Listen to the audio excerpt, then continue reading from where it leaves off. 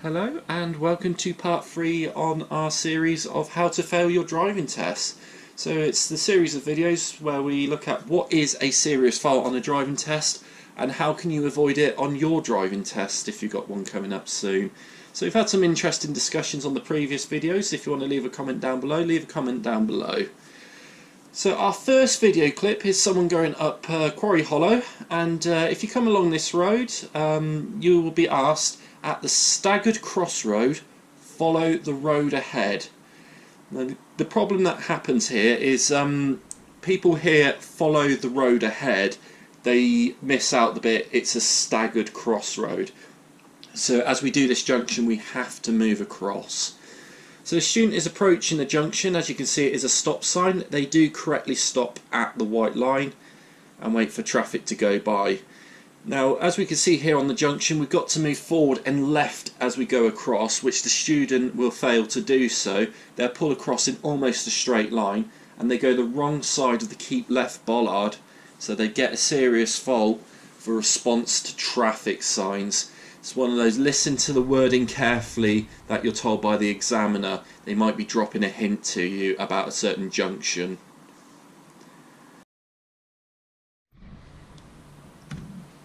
Our second clip today involves a bus lane with operating hours. The bus lane down this road is in operation Monday to Friday, 7 to 10 AM, 4 to 6:30 PM. If we're outside of those times, the bus lane is a normal driving lane. And like if you were on a dual carriageway, if you were not overtaking or not turning right, you would always drive in the left-hand lane, which is what we should do if the bus lane is not in operation and the bus lane is on the left.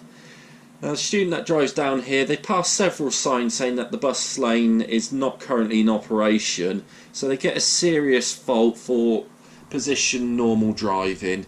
If you do see a bus lane, see if there's operating hours on the sign, and if you're outside of those times, you must use the bus lane if it is on the left hand side, so do check the signs very carefully. Our third clip today involves a student that's coming off this dual carriageway, coming towards a roundabout where they're asked to take the first exit left. Now, as they come down the slip road, the traffic lights up ahead are starting to change to red, so they've had plenty of time in which to slow down. Now, when you go to a red light, you must stop behind the white stop line, which the student here fails to do so. They've gone over the line, and as a result, they can't see the traffic light on the left. So they've received a serious fault for response to traffic lights. It was a bit of an avoidable one, this one. All they had to do was stay behind the white line, and they would have been absolutely fine. Just stay there until the light goes to green. Our next video clip here involves a student who's on the road towards Garsington.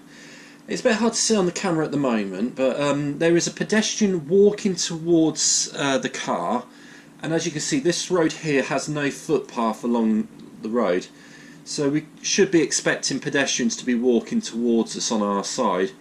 Now, we can see the pedestrian here, but we can also see a car coming towards us, and the student leaves their braking very late. That the pedestrian is actually worried for their own safety, that they've moved out of the road as they were worried that they were going to get hit by the student. So the student received a serious fault for awareness and planning.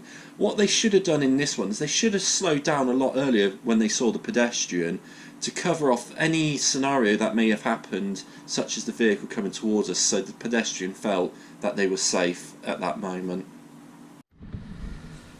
Now, our next clip here, it involves the pressure of the test getting to someone. So this is where they feel like they're on their driving test, they have to do certain things that they know aren't right, and end up making a mistake because of it.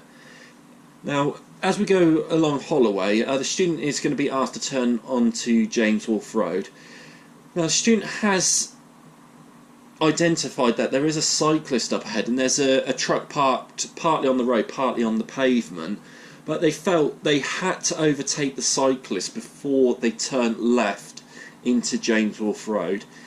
Now, as you can see, what's going to happen here, it creates an unnecessarily dangerous situation where they overtake the cyclist and they end up squeezing them into the truck, so they get a serious fault for judgment overtaking.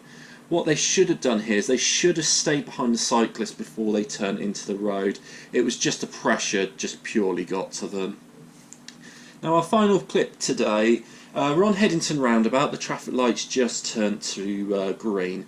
So as they pull forward here, they're about to pass what I like to call the primary traffic lights, the one by the white line.